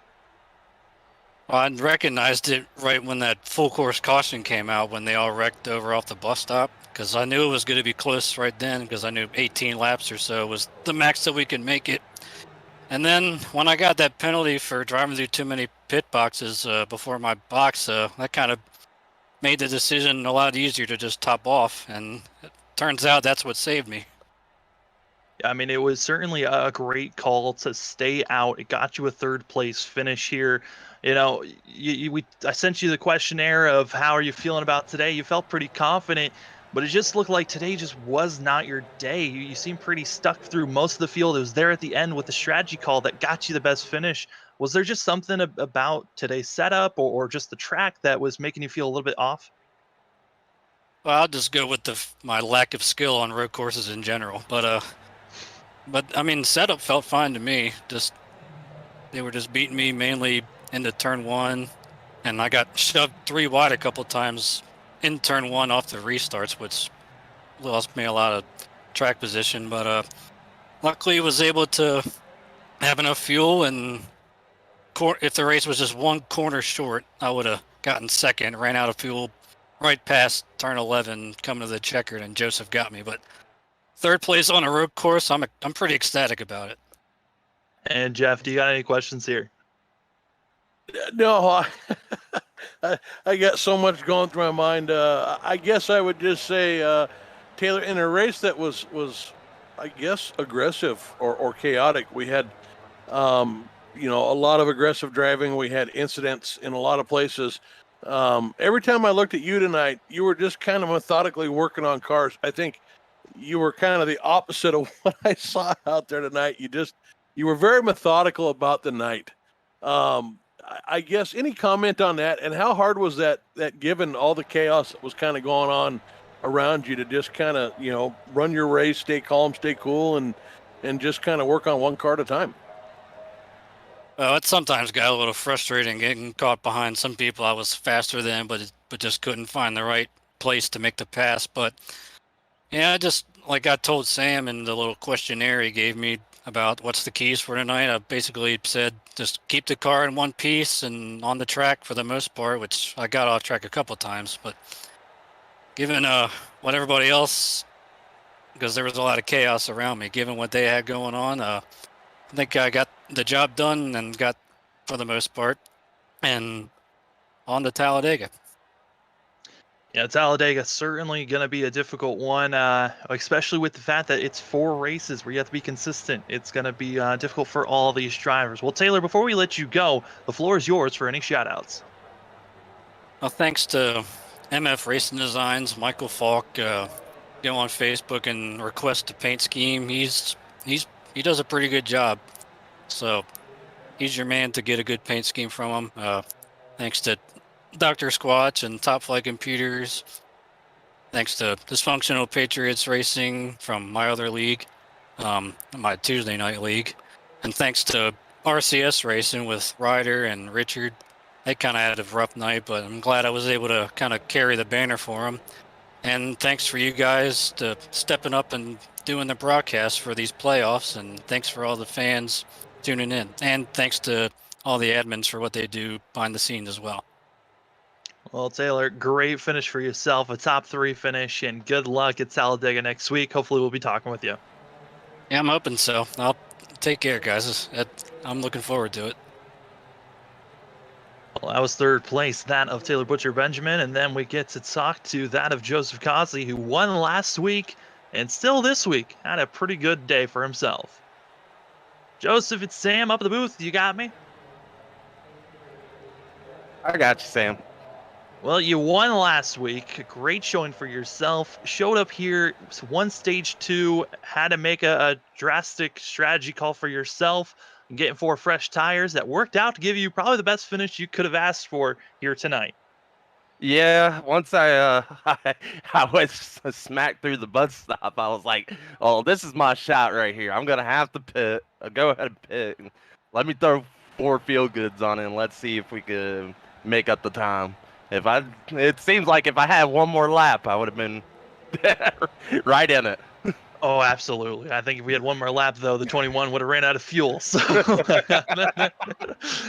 but Joseph, you had a great run here today. Again, very consistent up front. I think really that major flaw you had was flying through the bus stop. What was it about today's race that helped you stay pretty consistent besides that one flaw? I'm pretty good at road courses. When I do 'em, I try to get my friends tips when they get to a road course because they're like, "Oh man, I hate going to the road course." So I'm like, I would say it's not that hard. All you got to do is just be easy and just not overcook the throttle, and just be light on it. Light and feathery. Exactly. Jeff, do you got any questions here for Joseph? Joseph, when you got those 4 tires, I questioned it. I think I asked Sam, it'd be nice to know what he was thinking. And here you are in second place. And like you said, if there'd have been one more lap, you'd have been the winner. So, I guess, yeah, just tell me about the decision to take 4 tires, man. And the confidence you had that you could get it back. I knew I was plenty fast enough. I was close to Navarro's speed, but he's probably a little bit quicker.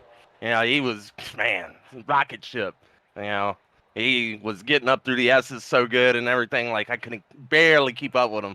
But I kept up with him when we got put down to the back, and I was like, well, let me stay. As long as I stay with him, he can clear the path, and I'll follow him. Yeah, I mean, it really worked out. Well, Joseph, you've had great runs for yourself last week and this week. We're going to Talladega, where it's kind of a giant wild card. What's going to happen? How are you feeling about going super speedway racing? I mean, it's how should I say it? It's a crapshoot. Anybody can win. And not one person can just win it. So anybody can win, and hopefully we'll do good there. Absolutely. Well, before we let you go, the floor is yours for any shout-outs. I'd like to thank y'all for putting on the show. I would definitely go back and watch it because that was fun trying to come all the way back. I wish I would have pitted sooner. I was thinking about doing it sooner when I did it, but oh well.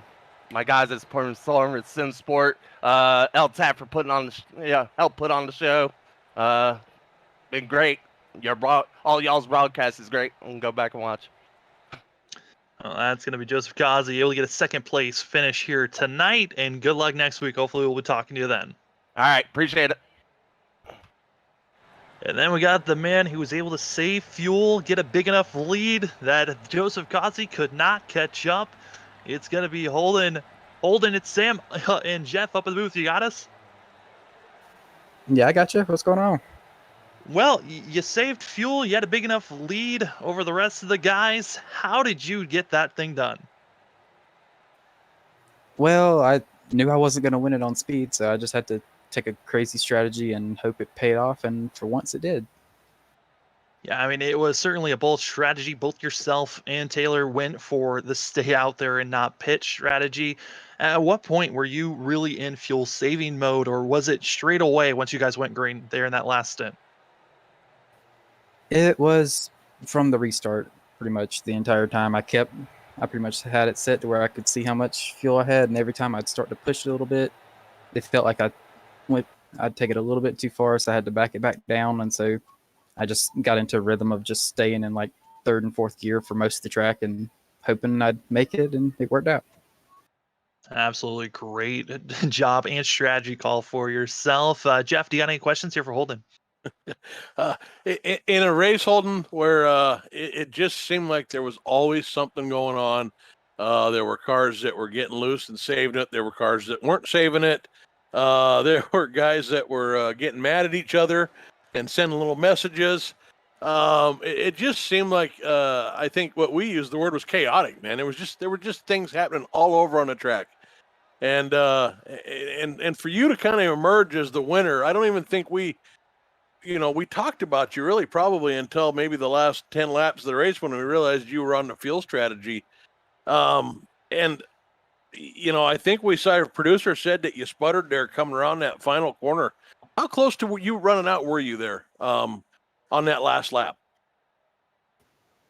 Well, when I took the white flag, I had, I think, 0.7 gallons left. So I knew I had roughly a lap.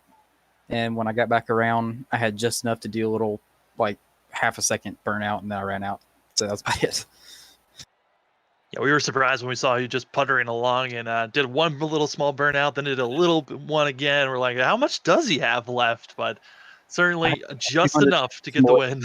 That was about it. Had 200 yards more than I needed. Oh, sometimes it's all that you need. Get that. That's what the nice thing about virtual racing is. You do have that technology that allows you to see actually how much fuel you have, so you know how hard you can push it. But Holden, you set yourself up perfectly in the playoffs. You start the round of 16 off with a win. Now you got yourself Talladega. That is going to be a wild card race, but it's got to feel good that you got the win here and setting yourself up with a great start. Yeah, it's good momentum builder, and I feel like I've raced the whole season in a way that I don't feel like I've really made any enemies, and that's a good place to be going into Talladega next week. I feel like I can work with just about anybody and be all right with it. It's a good thing when you know you can work with anybody. Holden, and before we let you go, the floor is yours for any shout-outs. Just want to thank the team, my teammates, Grant, Anthony, and Ryan. We all work together, help each other figure out the tracks and try to get faster and just push each other to be better. Want to thank the admins for putting on a good race, and want to thank y'all for putting on a great show. Well, Holden, you got it done here at Watkins Glen. You just needed just enough of fuel to get it done. Congratulations, and hopefully we'll be talking to you next week. Oh yeah, last time we were at a plate track, I talked to the broadcast a lot, so hope to repeat that. For sure. That's going to be Holden McGill getting the win here in the 21 at Watkins Glen. Jeff, he said it. He only had about 200 yards left in that thing, and it was just enough to beat out that of Joseph Kazi. Yeah, how fitting is that this ended up being a fuel mileage race? After everything that we saw going on, it comes down to fuel strategy. What a great race tonight. I'm so glad that you guys let me be in the booth. I know Dylan didn't let me. He had something come up last minute, but it was great to get to fill in here and just watch an awesome race with so much going on at the Watkins Glen Road Course. Yeah, I mean, that first that first stage really showed just a casual, normal Watkins Glen race. And every step of the way from that moment on, it just got ramped up more and more. And then at the end, it was all based on fuel strategy. Jeff, thank you again for hopping in.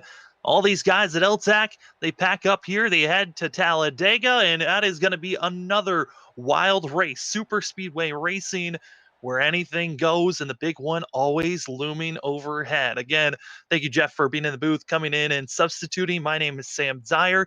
Thank you, as always, for Carlos Acosta in the production chair, giving us some of the best productions, cameras, replays that you could ask for on iRacing. But for us here tonight, thank you for coming in and watching the first race of the playoffs for the L-TAC Cup Series. It goes to that of Holden McGillen, and now we get to see who will get the win for race number 2 of the round of 16.